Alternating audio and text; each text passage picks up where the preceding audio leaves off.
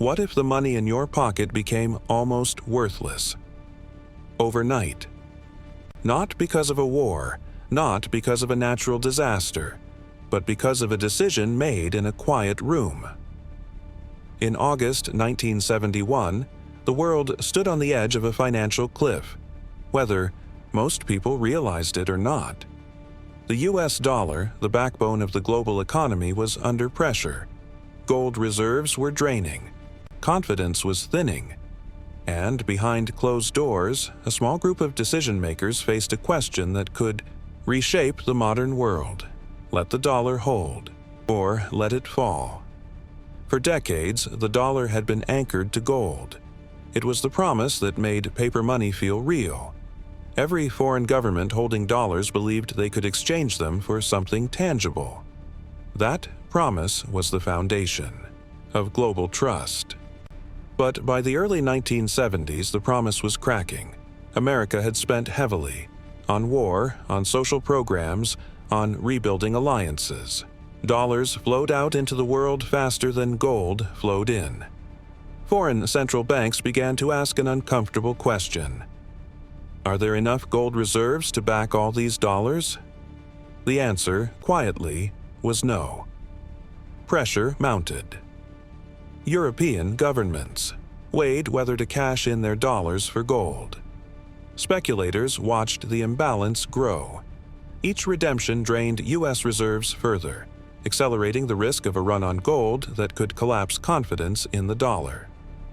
This is how monetary systems unravel, not with explosions but with doubt. Inside the White House, urgency replaced ceremony. Advisors gathered with data that told a simple story. If confidence broke, the dollar could plunge. Imports would become expensive. Inflation could spike. The economy could stagger under the weight of a currency crisis. But doing nothing was also a choice. One option was to tighten spending, defend the gold peg, and endure short-term pain to preserve long-term trust. That path meant recession risks, political backlash, and uncertainty at home. The other option was radical: sever the link between the dollar and gold. End the promise. Float the currency. Redesign the rules of global finance in a single move. It would stabilize reserves, but at the cost of rewriting decades of monetary trust. This is where the alternate history begins. Because what if the decision had gone the other way? What if the gold drain had continued? What if confidence had snapped? Imagine waking up to headlines announcing that foreign governments were dumping dollars. The value of the dollar plunges in currency markets. Imports, oil, machinery, food become dramatically more expensive overnight. Inflation accelerates as businesses pass costs to consumers. Savings shrink in real value. Wages lag behind prices. Households feel poorer, fast. Markets react violently. Stocks swing as investors flee uncertainty. Banks tighten lending. Businesses delay investment. A sense of panic spreads. Not because the system has collapsed yet, but because trust has. And trust is the invisible pillar of money. When trust cracks, money becomes fragile. Internationally, the ripple effects would be seismic. Countries that anchored their currencies to the dollar would face instability. Trade agreements would strain. The dollar's role as the world's reserve currency would be questioned, perhaps replaced, fragmented, or contested earlier than history recorded. Geopolitically, America's influence would wobble. Financial power is soft power. When the currency weakens, leverage weakens with it. Negotiations that once relied on dollar stability would carry new uncertainty. Domestically, politics would turn volatile. Leaders would face public anger over rising prices and shrinking purchasing power. Calls for controls, protections, and emergency measures would grow louder. The temptation to impose quick fixes, price caps, trade barriers, capital controls would rise. But quick fixes in currency crises often deepen distortions. The real danger wouldn't be one bad year, it would be the precedent. A visible currency collapse would teach markets to doubt future promises. Each future crisis would trigger faster reactions, quicker capital flight, and harsher adjustments. The stability of the post-war financial order would erode earlier, reshaping decades of economic history. All from a moment in 1971. In reality, leaders chose a different path, ending the gold convertibility of the dollar to stop the immediate bleed. That decision stabilized reserves and bought time. But it also ushered in the era of fiat money, floating exchange rates, and a financial system built more on confidence than metal. In the next part, we'll explore what the world would have looked like if the dollar had actually collapsed in 1971, how everyday life might have changed, how global trade would have reorganized, and why the modern economy would look radically different today. Because sometimes the world you live in exists not because of what happened, but because of what almost did. Picture this. It's late. 1971. Newspapers around the world carry the same uneasy headline: "The dollar is falling fast." Currency traders whisper the word no nation wants to hear: collapse. Not a technical adjustment, not a gentle devaluation, a crisis of belief. Because money isn't just paper. Money is faith, and when faith breaks, the shock doesn't stay in one country. As the dollar sinks, foreign governments face an ugly choice. Many of their reserves are held in dollars. If they hold on, they risk watching their national savings lose value. If they sell, they accelerate the collapse. Either way, the system becomes a prisoner's dilemma. Each move to protect oneself harms the whole. So the selling begins. European currencies surge as investors flee the dollar. Gold prices spike as people rush toward something tangible.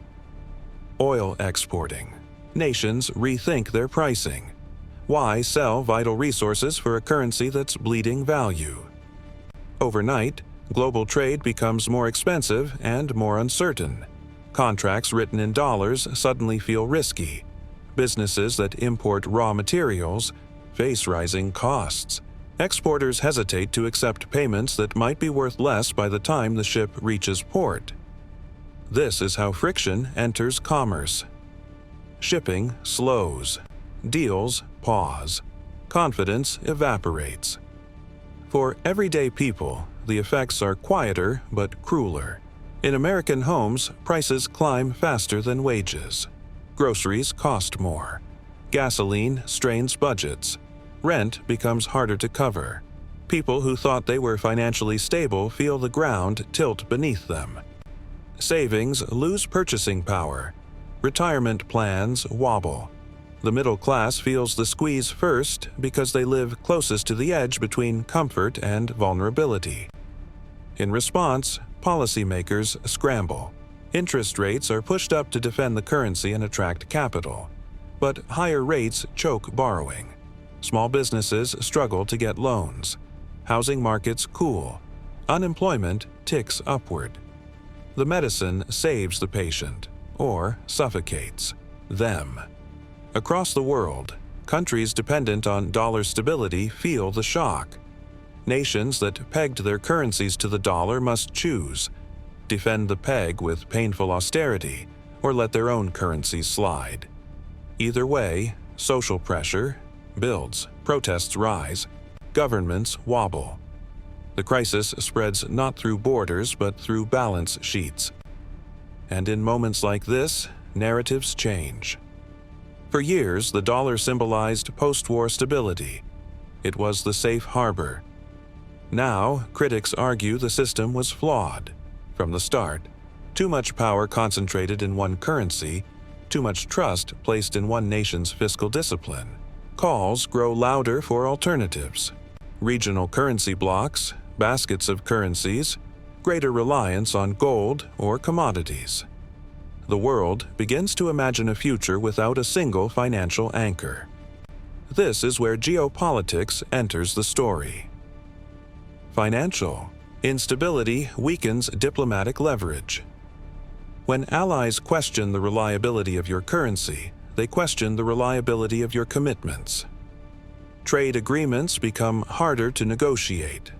Military alliances face subtle strains as budgets tighten and public opinion sours on foreign commitments. Power shifts quietly when money shakes. Inside America, the social mood darkens. Media debates turn sharper. Some blame external forces, foreign governments, speculators, trade partners. Others blame internal policy, spending, deficits, leadership choices. Polarization deepens as economic stress searches for a culprit. History shows that economic pain often becomes political fuel. Meanwhile, a new generation of financial thinkers gains attention.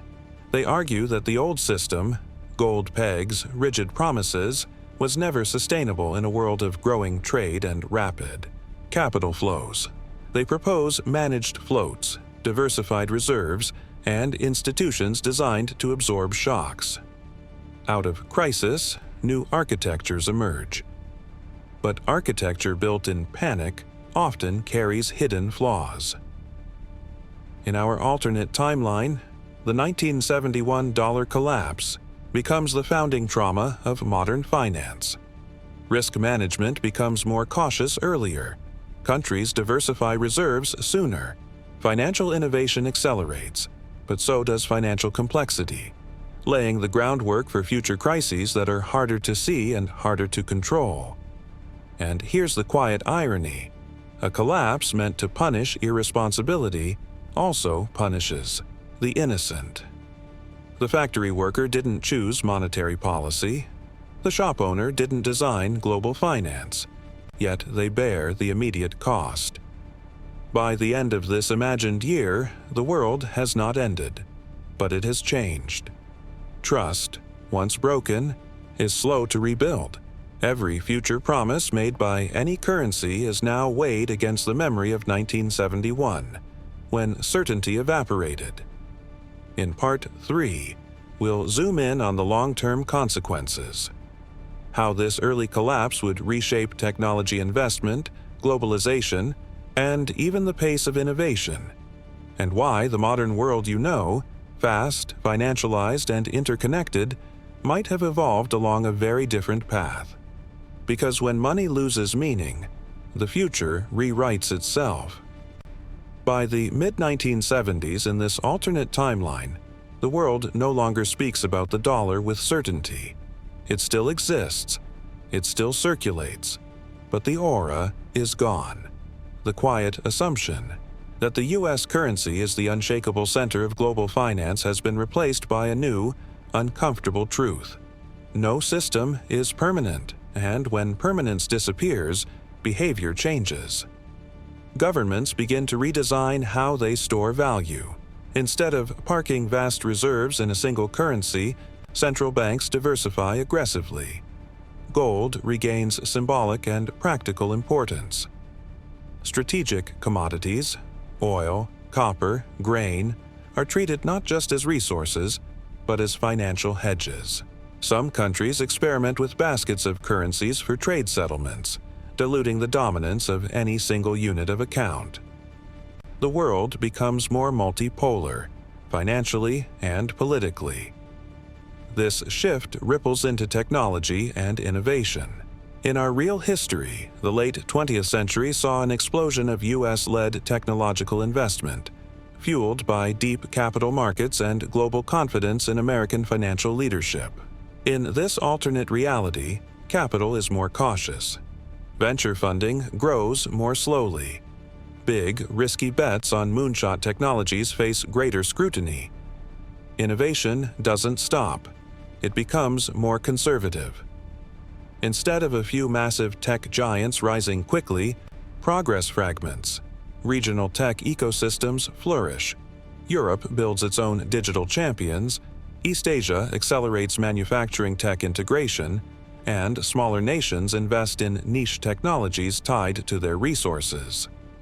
The world's digital future becomes less centralized, more patchwork, globalization, too, evolves differently.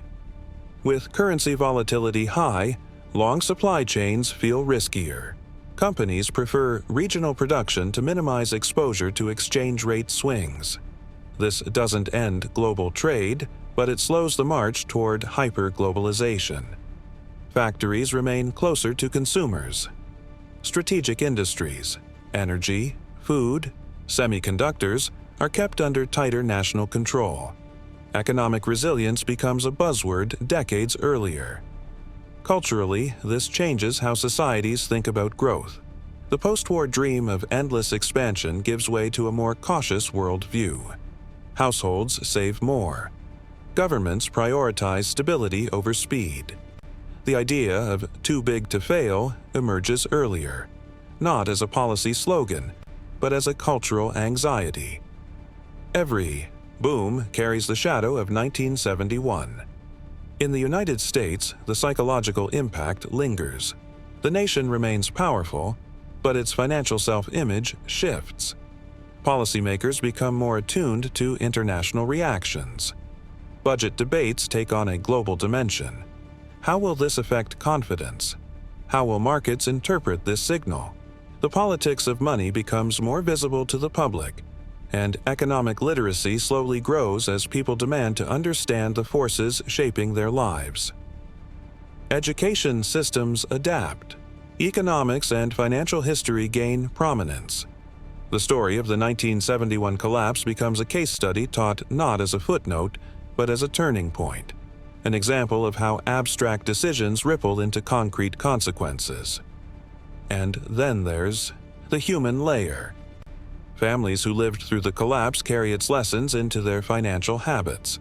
They diversify savings. They distrust single points of failure.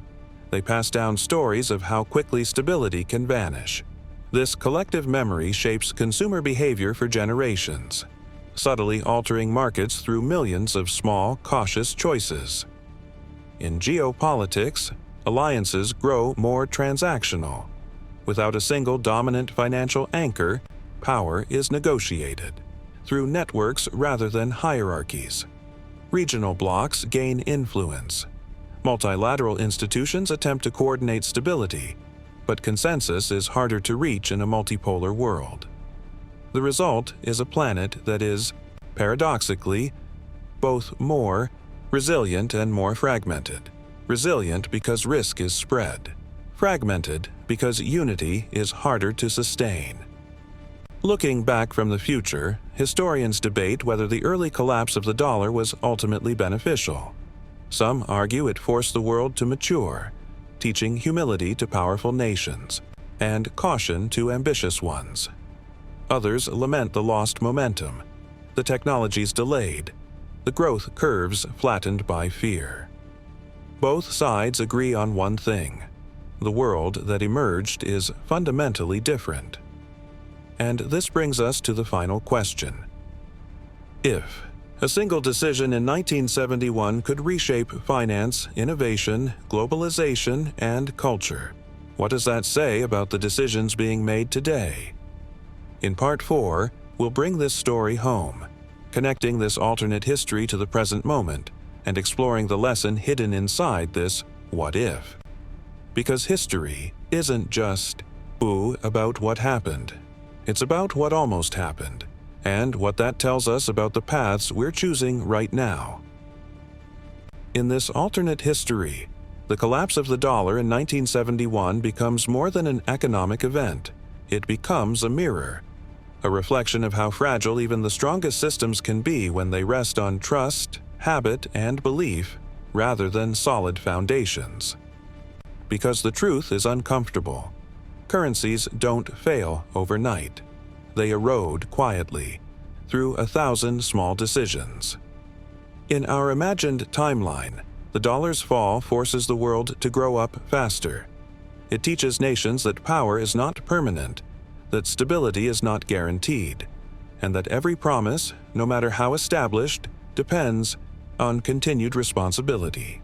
The shock of 1971 echoes through decades, shaping policies, cultures, and personal choices. But the deeper lesson isn't about the dollar. It's about decision-making under pressure. The leaders of that era faced impossible trade-offs. Protect short-term stability or risk long-term credibility. Preserve appearances or confront uncomfortable realities. In moments like these, history doesn't judge intentions, it measures outcomes. And that's the uncomfortable part of leadership. Every decision creates a future you can't fully control. Zoom out for a moment, and the pattern becomes clear. Empires rise on confidence. Markets thrive on belief. Societies function on shared assumptions about fairness, value, and continuity. When those assumptions fracture, the consequences ripple far beyond spreadsheets and policy memos. They reach dinner tables, they reach classrooms, they reach the private anxieties of people who just want a stable life. Our what-if world shows a planet that survives, but carries scars. A world more cautious, more diversified, and less willing to place blind faith in any single system. It's not a dystopia.